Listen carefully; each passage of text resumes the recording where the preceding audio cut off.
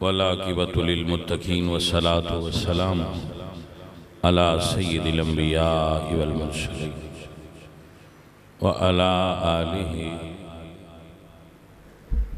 واصحابہ اجمعین اما بعد فاعوذ باللہ من الشیطان الرجیم بسم اللہ الرحمن الرحیم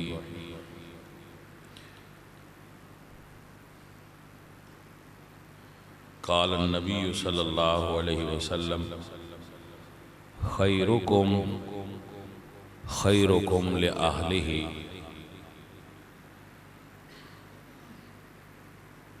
وَأَنَا خَيْرُكُمْ لِأَهْلِي صدق اللہ العظیم وصدق رسولہ النبی الکریم الامین ونحن علی ذالک من الشاہدین والشاکرین والحمد اما بعد حاضرین محترم رسول اللہ صلی اللہ علیہ وآلہ وسلم ارشاد فرماتے ہیں کہ تم میں سے سب سے اچھا وہ ہے جو اپنے گھر والوں کے ساتھ اچھا ہے۔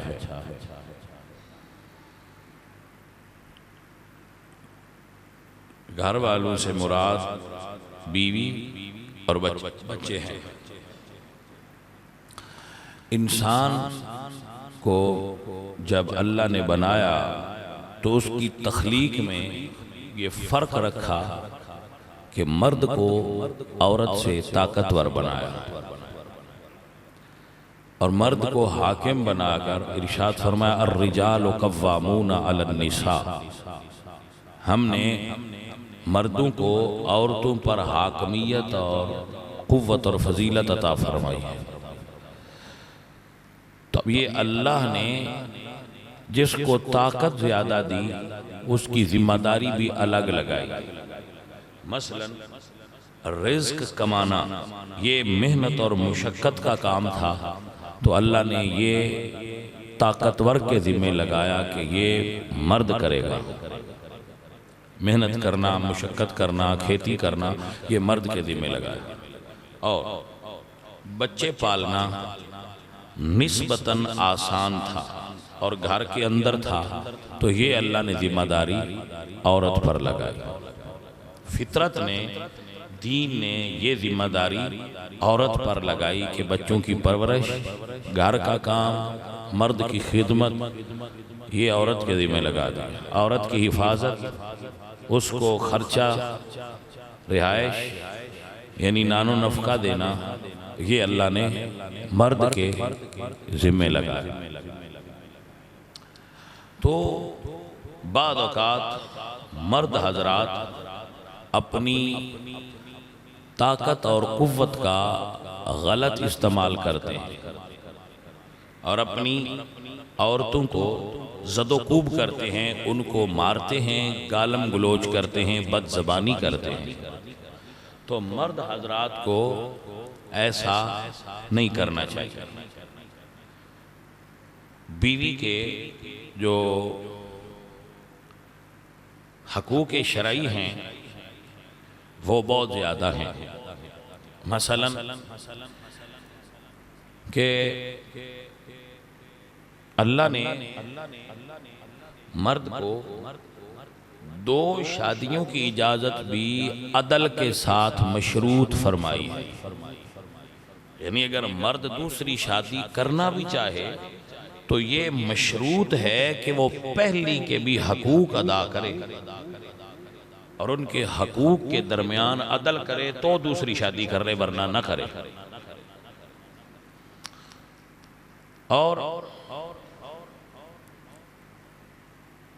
اللہ تعالیٰ نے قرآن پاک میں عورت کی سفارش کرتے ہوئے فرمایا وَعَاشِرُوهُنَّ بِالْمَعْرُوفِ کہ گھروں میں عورتوں کے ساتھ حسن سلوک کیا کرو۔ رسول اللہ نے عورت کو نازک شیشیوں سے تشبیہ دی ہے کہ یہ نازک شیشیوں کی طرح ہوتی ہے۔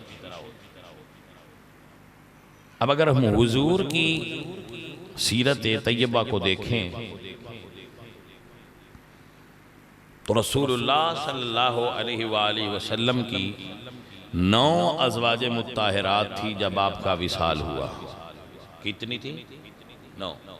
مگر آپ سب کے درمیان عدل کرتے تھے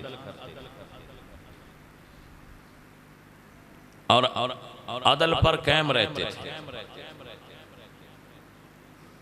ایک حضور کی بیوی تھی، وہ بوڑھی ہو گئی اور وظیفہ زوجیت اور خدمت ادا کرنے کے قابل نہ رہی، تو حضور نے ان کو طلاق دینے کا ارادہ فرمایا.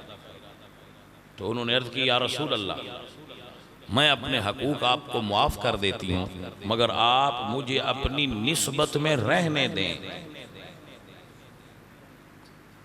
تو رسول اللہ صلی اللہ علیہ وآلہ وسلم نے ان کی اس بات کو پیشکش کو قبول فرما لیا اور انہوں نے کہا کہ یا رسول اللہ، میری باری کی جو رات ہے، یعنی جو رات میری باری آتی ہے 9 راتوں کے بعد، میں وہ اپنی رات عائشہ صدیقہ کو دیتی ہوں، کیونکہ آپ جانتی تھیں کہ رسول اللہ کا میلان قلبی باقی ازواج سے اما عائشہ کی طرف زیادہ ہے.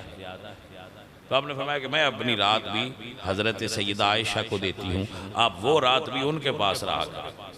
تو بیوی کے حقوق یہ ہیں کہ اس کی اجازت وہ لے رہے ہیں جن کے لیے ساری کائنات تخلیق کی گئی. رسول اللہ صلی اللہ علیہ وآلہ وسلم آپ جب سفر میں جاتے تو اپنی بیویوں کے درمیان قرہ نکالتے. جس بیوی کا نام نکلتا قرہ میں، اس کو سفر میں اپنے ساتھ رکھتے تھے. ایک سفر میں اما عائشہ صدیقہ کے نام کا قرہ نکلا. حضور جا رہے تھے تو راستے میں اما عائشہ نے عرض کی کہ یا رسول اللہ، میرا دل کر رہا ہے کہ آپ کے ساتھ دوڑ لگاؤں مل کر کے، بھلا ہم میں سے کون آگے نکلتا ہے. حالانکہ آپ رحمت للعالمین نبی اور صاحب شریعت تھے، مگر جب اما عائشہ نے یہ کہا تو آپ نے فرمایا ٹھیک ہے، آئیے دوڑ لگا لیتے ہیں. یہ حضور کا شوق نہیں تھا، یہ حضور نے اپنی بیوی کی دل جوئی کرنے کے لیے ایسا کیا تھا. یہ مسئلہ ہے، یہ دوڑنا حضور کا شوق نہیں تھا، یہ بیوی کے ساتھ دل جوئی اور ان کی شفقت اور محبت تھی. تو جب آپ نے دوڑ لگائی تو اما عائشہ فرماتی ہیں کہ میرا وجود اس وقت ہلکا تھا، میں چھوٹی تھی، میں دوڑ میں حضور سے آگے نکل گیا. تو رسول اللہ نے فرمایا عائشہ آپ جیت گئیں. کچھ وقت گزرا تو آپ فرماتی ہیں پھر میرا نام نکلا، میں پھر حضور کے ساتھ تھی، مگر اس وقت تک میرا وجود بھاری ہو گیا تھا، میں بڑی ہو گئی تھی. تو میں نے پھر عرض کی یا رسول اللہ، آج پھر دوڑ لگاتے ہیں. حضور نے باقی لوگوں کو آگے بھیج دیا، قافلے والوں کو کہ آپ آگے چلے جائیں. تو ان کے ساتھ حضور نے پھر دوڑ لگائی. اماں جی فرماتی ہیں اس مرتبہ حضور مجھ سے آگے نکل گئے اور مجھے فرمانے لگے عائشہ یہ اس دن کا بدلہ ہے جب تم مجھ سے آگے نکل گئی تھی.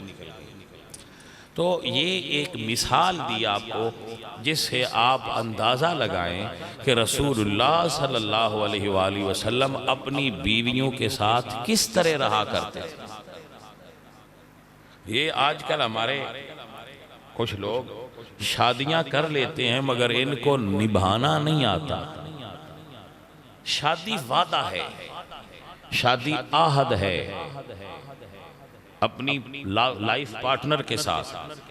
اللہ اور اس کے رسول کے سامنے کلمہ پڑھ کر وعدہ کیا ہوتا ہے کہ یہ عورت مجھے قبول ہے. اب جب قبول کہہ لیا ہے تو اس کہنے کی اب لاج رکھنی مرد پر فرض ہے جو مرد ہو.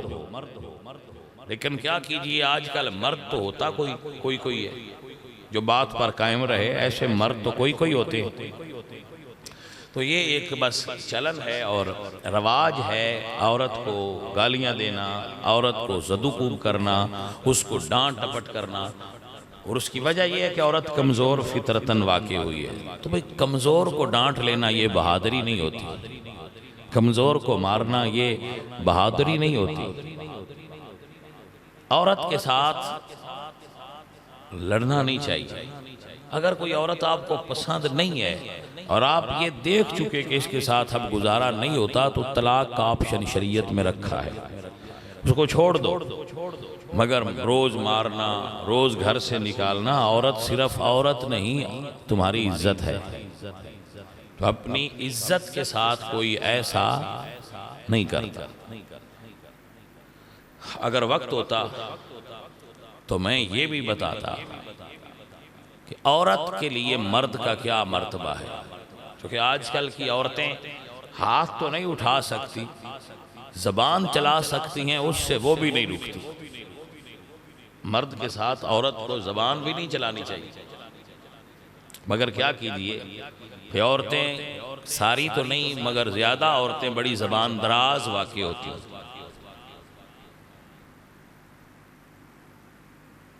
ایک بدو نے رسول اللہ کی خدمت میں عرض کی، حدیث کا ایک ٹکڑا پیش کر رہا ہوں کہ میرا دل کرتا ہے میں آپ کو سجدہ کروں، میں آپ کو سجدہ کروں. تو حضور نے فرمایا اگر کسی کو سجدہ کی اجازت ہوتی، مفہوم حدیث ہے، تو میں عورت کو حکم دیتا کہ وہ اپنے مرد کو سجدہ کرے، مگر رب کے علاوہ یہ کسی کو جائز نہیں. مرد کو مجازی خدا کہتے ہیں. بھائی کوئی ایسا بھی ہے جو اپنے مجازی خدا کے سامنے اونچی بولتا ہے. تو عورت اچھی چیز ہے اگر اس کی زبان کنٹرول میں ہو، مگر اکثر عورتیں زبان دراز ہوتی ہیں. اب وہ یہاں سن تو نہیں رہی، ہم اکیلے ہی بات کر رہے ہیں، ہے کہ نہیں؟ تو دونوں طرف سے ایک دوسرے کے حقوق کی آگاہی اور خیال رکھنا. اب یہ سمجھ لیں کہ مرد بادشاہ ہوتا ہے اور عورت وزیر ہوتی ہے تو وزیر کو وزیر رہنا چاہیے. لیکن ہوتا یہ ہے کہ اکثر گھروں میں وزیر چاہتا ہے میں بادشاہ بن جاؤں، اور بادشاہ ایسے ہی بادشاہ ہو جیسا پاکستان کا صدر ہے، یعنی بس خالی عہدہ ہو، لینا دینا کچھ نہیں. نہ وہ کچھ کرنے جوگا ہے، وہ عارف علوی، نہ وہ کسی کو کوئی دے سکتا ہے، نہ کسی سے کچھ لے سکتا ہے. بس وہ یہ ہے کہ یہ جی صدر پاکستان ہے تو سارا کچھ میاں نواز شریف صاحب کے پاس ہے. ایسے ہی کچھ عورتیں بھی چاہتی ہیں کہ ہم نواز شریف کی طرح آل نال ہوں اور ہمارا خامد صدر عارف کی طرح صدر تو ہو مگر اس کے پلے کچھ نہ ہو، کریں ہم ہی جو کچھ کرنا ہے. تو ایسے نہیں ہونا چاہیے. جو صدر صاحب ہیں، جو بادشاہ ہیں، انہیں بادشاہ ہونا چاہیے، جو وزیر ہے اسے وزیر ہونا چاہیے. مگر پاکستان میں قانون ذرا الٹ چلتا ہے. اللہ تعالیٰ عورتوں کو اپنے خامد کی اور خامد کو اپنی بیوی کی عزت کرنے والا بنا ہے.